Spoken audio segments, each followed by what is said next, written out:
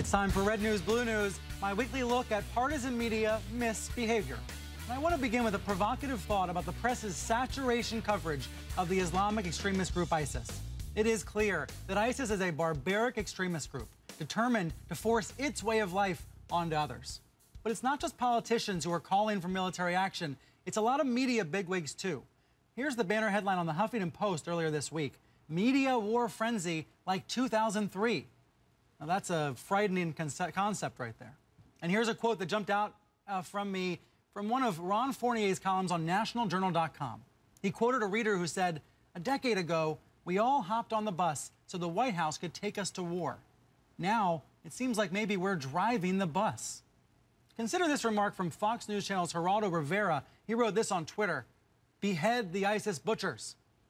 It seemed like another Fox anchor, Heather Childers, had almost lost her mind one night this week. Look at this tweet: "Obama, do something, do something." Then she goes on in all caps, screaming. You know, I have to wonder if some of these anchors, some of these commentators, are letting their fears get the best of them, or their ideological agendas. One big difference from 2003 is that we had red news on TV, we had Fox, but we didn't have solidly blue news from MSNBC. It wasn't a liberal news channel back then, but now it is. Here's what Rachel Maddow reminded her viewers this week. We know from our own history that terrorist provocations make us more likely to act. They do not make our actions more likely to succeed. That's the beauty of terrorism, right? That's the strategic beauty of it. That's what they want. I myself am very concerned about the press provoking panic about ISIS, but I'm keeping an open mind. And earlier, when I was in D.C., I asked Ron Fournier what he thought, as well as Katrina vanden Heuvel, the editor of the proudly liberal magazine The Nation. Here's a bit of our conversation.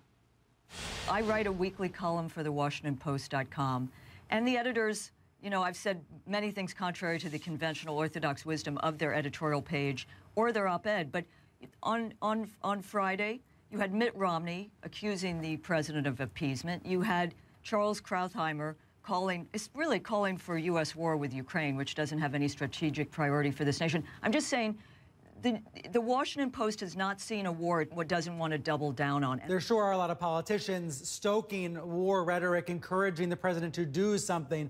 But I wonder about whether the media is pushing the president toward a further escalation here. I mean, look at the New York Post, the New York Daily News. Here's the New York Post cover after Sotloff was beheaded. "This won't stop until we stop them."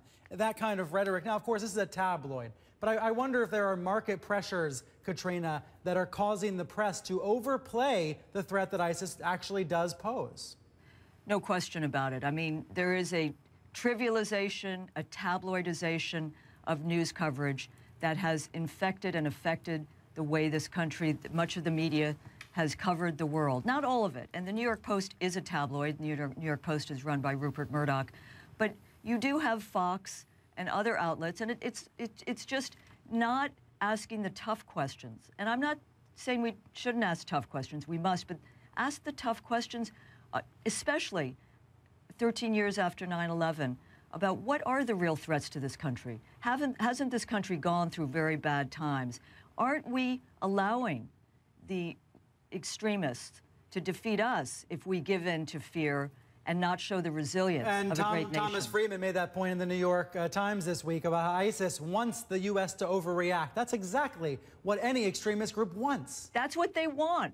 And that is why I fear that the more we feed the panic, the more those who beat the drums of war, the fear-mongering, that they are hurting, damaging the security of this country and the resilience of this nation to confront effectively, with tough questioning, with smart solutions to these problems. Look, on the other hand, Ron, is it worse to overhype a threat than it is to underplay? What's worse, do you think, to undercover something or to overplay it? You know, I don't know. That's a false choice. What's bad, what's wrong for a journalist to do is at this early in the stage to conclude anything.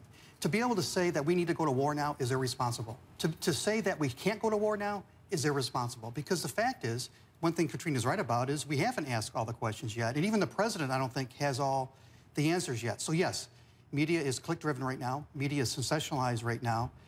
Media tends to hype any shiny object that comes along right now, but that doesn't necessarily mean that ISIS is not a threat. Bottom line, we journalists cannot let fear-mongering get in the way of facts.